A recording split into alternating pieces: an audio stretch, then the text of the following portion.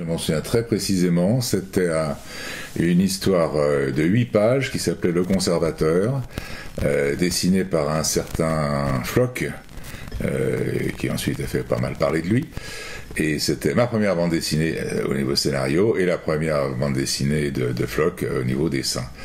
C'était dans une revue que j'avais créée avec quelques amis, dont Jacques Loeb, qui s'appelait Imagine. Voilà, c'était en 1975. Initialement, le dessinateur qui devait réaliser l'histoire s'appelait Alexis. Il y a eu une petite valse hésitation parce qu'Alexis travaillait beaucoup avec Fred et Alexis était un garçon charmant, extrêmement attentif aux autres et comme la thématique de ce récit touchait au temps et qu'il avait fait Time is Money avec Fred, il craignait que Fred se prenne ombrage du fait qu'il travaille avec un autre scénariste sur une thématique pas très loin de la sienne. Voilà. Donc Alexis a fini par décliner et le remplaçant ça a été Floch. C'était donc en 75, ce qui nous fait un gros paquet d'années.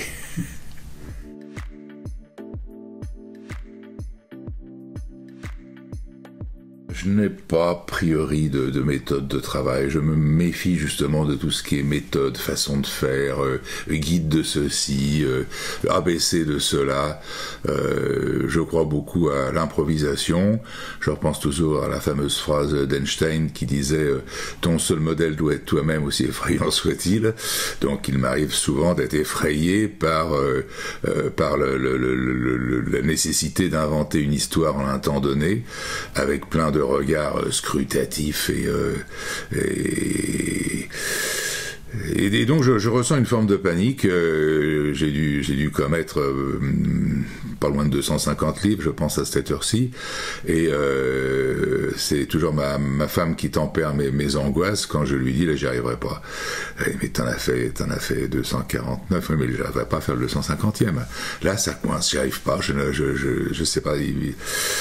Voilà, donc c'est alors au niveau technique, j'ai évidemment j'avais une formation littéraire, j'ai jamais eu quelques cours concernant l'écriture de bande dessinée.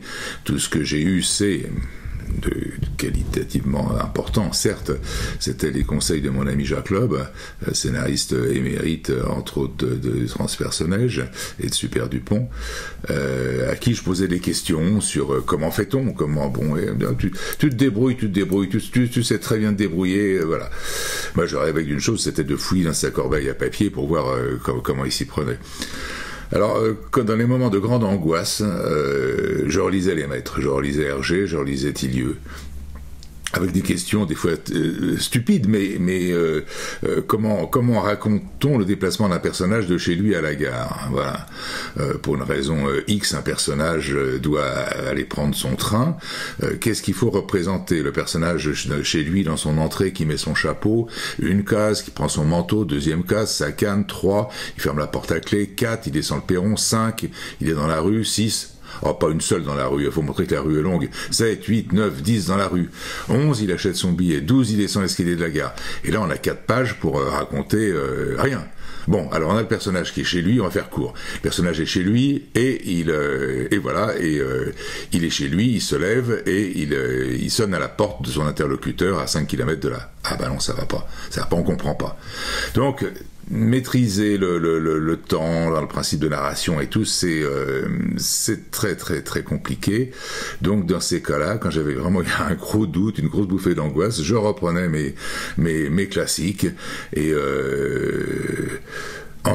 petit à petit, j'ai intégré le travail des classiques, dont j'ai plus eu besoin de les relire, hormis pour le plaisir, bien sûr. Mais voilà, ça c'était le côté technique, quoi.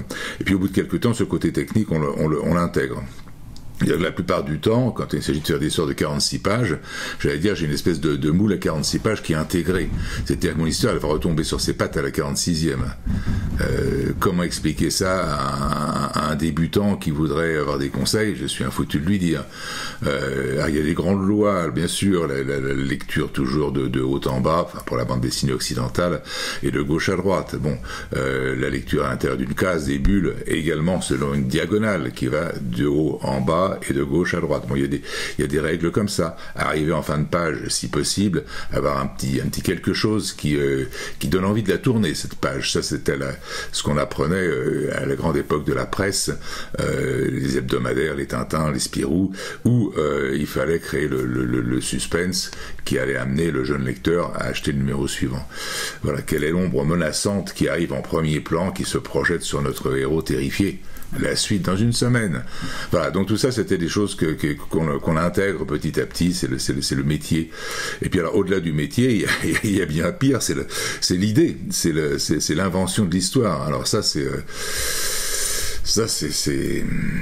très difficile d'en parler, comment vient une idée, comment... Alors il y a déjà le fait que ce type de métier qu'on exerce, scénariste, dessinateur, écrivain, peintre, j'en sais rien, ce sont des métiers qu'on ne peut pas calibrer par rapport à un temps de travail, un temps de repos, etc. On est complètement immergé dedans. Il y a un mélange complet entre le privé et le public. Je travaille tout autant dans mon bain ou à 3h30 quand je me réveille d'une belle insomnie. Voilà. Donc ça nous prend complètement, on est complètement dedans, avec ses inconvénients et ses avantages. Ce qu'on fait, c'est un métier et c'est plus qu'un métier. C'est prenant, c'est obsédant.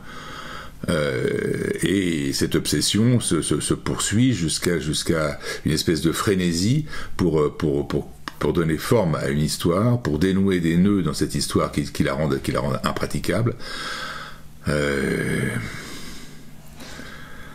C'est difficile d'en parler. Pour ce qui est des thématiques, je m'en suis rendu compte que, comme disait Baudelaire, le génie n'est que l'enfance retrouvée. Non pas que je prétende au génie, mais je prétends à l'enfance. et c'est vrai, je crois que l'essentiel de ce qu'on est, ce sont les influences ressenties dans les 15 ou 17 premières années, les lectures, les rencontres, les chocs émotionnels.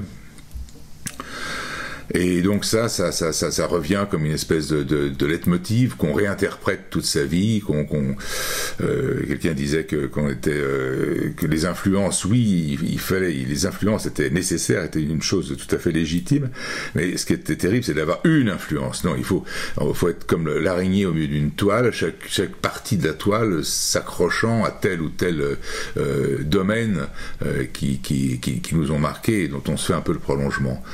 Voilà, donc ces lectures enfantines, je crois beaucoup également aux rêves. J'en utilise assez souvent dans mes histoires. Des fois, on me le reproche. Aux rêves, aux fantasmes, aux cauchemars.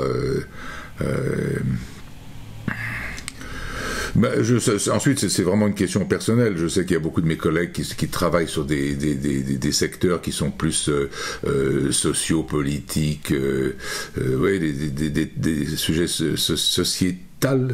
sociétaux, je sais pas comment on dit.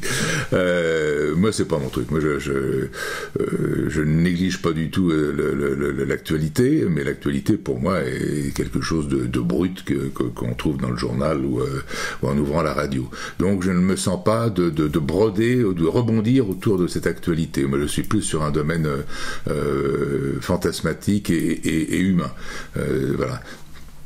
Mais donc pour un certain nombre de ses collègues, c'est comme disait Hegel, la lecture des gazettes est la prière réaliste du matin. Voilà, donc on peut s'imbiber de l'actualité. Moi, c'est pas vraiment mon cas. Moi, je remonte plutôt sur un phénomène plutôt introspectif ou fantasmatique. Donc je ne sais pas si je réponds. C'est une réponse multifacette, hein, mais je ne sais pas comment l'aborder autrement, pour être franc.